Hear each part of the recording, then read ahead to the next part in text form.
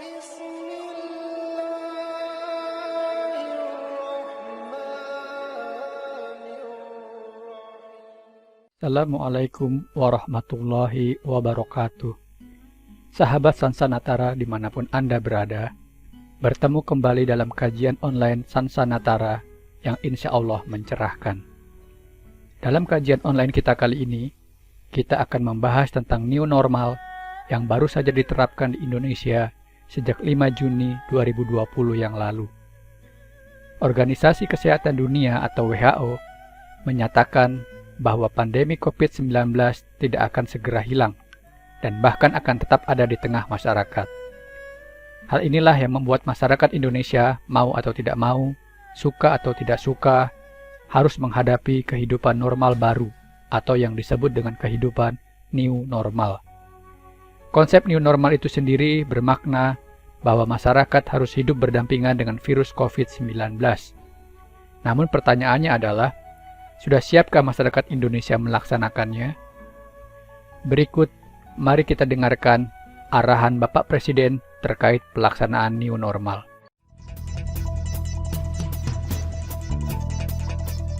Yang pertama, perlu saya ingatkan, perlunya prakondisi yang ketat. Ini yang paling penting, sosialisasi kepada masyarakat sudah masif, sehingga bagaimana mengenai penggunaan masker, mengenai jaga jarak, mengenai cuci tangan, mengenai jangan masuk ke kerumunan, keramaian yang terlalu padat. Saya kira kalau ini terus disampaikan kepada masyarakat, diikuti tentu saja dengan simulasi-simulasi yang baik, sehingga saat kita masuk ke dalam tatanan normal baru, kedisiplinan warga itu sudah betul-betul siap dan ada. Inilah prakondisi yang kita siapkan. Nah, terkait langkah prakondisi ini, pertanyaannya adalah, sudah sejauh mana langkah ini telah dilakukan? Hasil survei sosial demografi dampak COVID-19 yang dilakukan secara daring oleh Badan Pusat Statistik di 34 provinsi menunjukkan fakta bahwa hanya sekitar 87% masyarakat Indonesia yang mengetahui secara detail tentang kebijakan prakondisi ini. Dan dari 87% masyarakat Indonesia yang mengetahuinya, ternyata kaum wanita jauh lebih mengetahui dibanding kaum pria, yakni 88% berbanding 85%. Sekarang, mari kita dengarkan kembali arahan Bapak Presiden terkait langkah new normal berikutnya.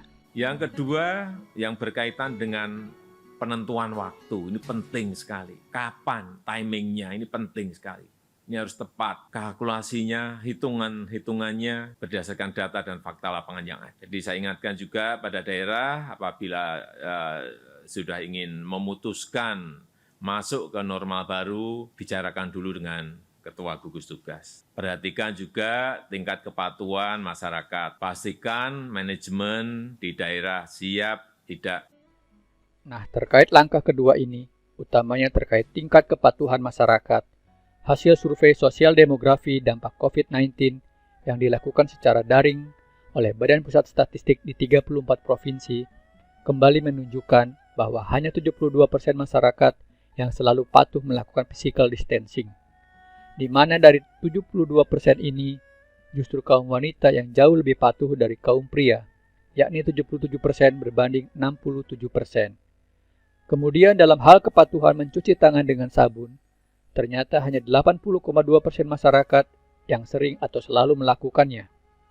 Dan lagi-lagi, dari 80,2% ini, kaum wanita jauh lebih patuh dari kaum pria, yakni 84,61% berbanding 75,74%. Sedangkan dalam hal kepatuhan menggunakan hand sanitizer, ternyata hanya 64,4% masyarakat yang sering atau selalu menggunakannya. Sementara dalam hal kepatuhan memakai masker, ternyata hanya 80,2% masyarakat yang sering atau selalu melakukannya. Di mana dari 80,2% ini, kaum wanita lagi-lagi jauh lebih patuh dari kaum pria, yakni 88,5% berbanding 77,1%. Dan berikutnya, dalam hal kepatuhan melakukan work from home, ternyata hanya 39,09% masyarakat yang patuh melakukannya. dan masih ada sebanyak 34,76% masyarakat yang melakukan work from home namun masih ada jadwal masuk kerja. Sedangkan sisanya, yakni sebanyak 7,07% justru tidak melakukan work from home dan bahkan sebanyak 19,06% tidak memungkinkan untuk melakukannya.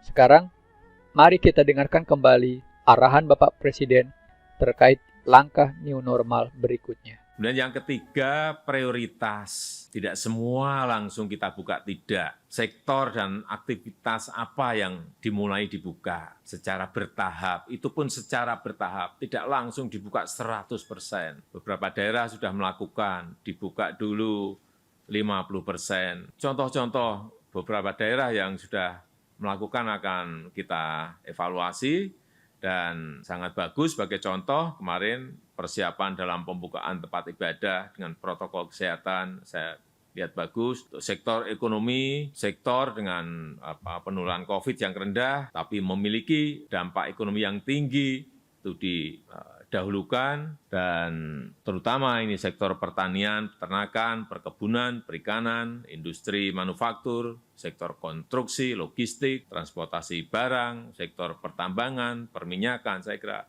ini sudah disampaikan oleh Ketua Gugus Tugas agar ini menjadi catatan kita semuanya.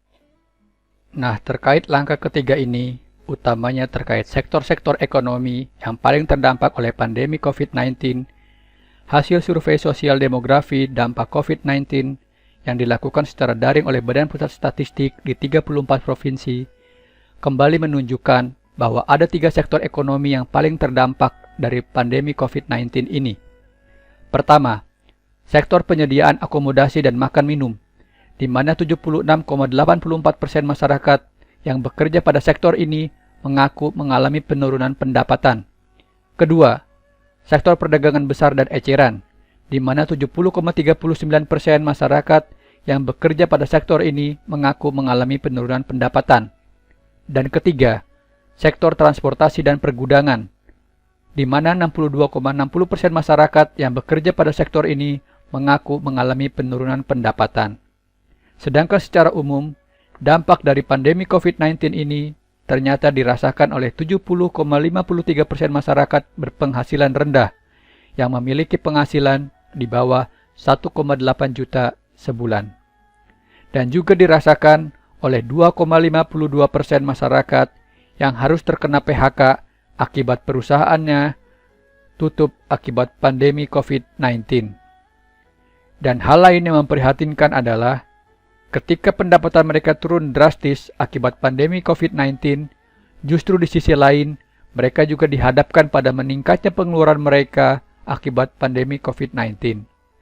Hasil survei sosial demografi dampak COVID-19 yang dilakukan secara daring oleh Badan Pusat Statistik di 34 provinsi menunjukkan fakta sebanyak lebih dari 56% masyarakat Indonesia mengaku mengalami peningkatan pengeluaran selama pandemi COVID-19, dan hampir separuh di antaranya mengaku mengalami peningkatan pengeluaran sebesar 25-50%, di mana pengeluaran yang paling dirasa meningkat selama pandemi COVID-19 ini di antaranya adalah konsumsi bahan makanan yang meningkat sebesar 51% sebagai dampak dari diberlakukannya stay at home. Dan konsumsi kesehatan seperti obat-obatan, vitamin, suplemen, dan lain-lain yang juga meningkat sebesar 20%, dan juga konsumsi pulsa atau paket data yang juga meningkat sebesar 14% dari biasanya. Sehingga, berkaca dari sejumlah fakta yang disajikan terkait pelaksanaan kehidupan new normal ini, maka yang perlu dipastikan adalah sudah sejauh mana sosialisasi terhadap himbauan dan protokol kesehatan telah dilakukan oleh pemerintah.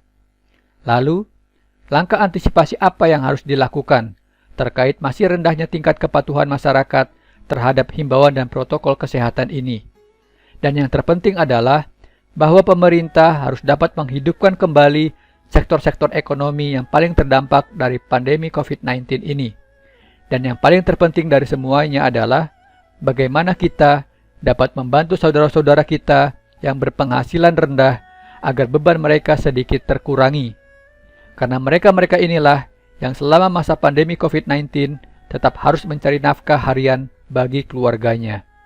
Semoga kita semua dapat melalui masa-masa sulit ini.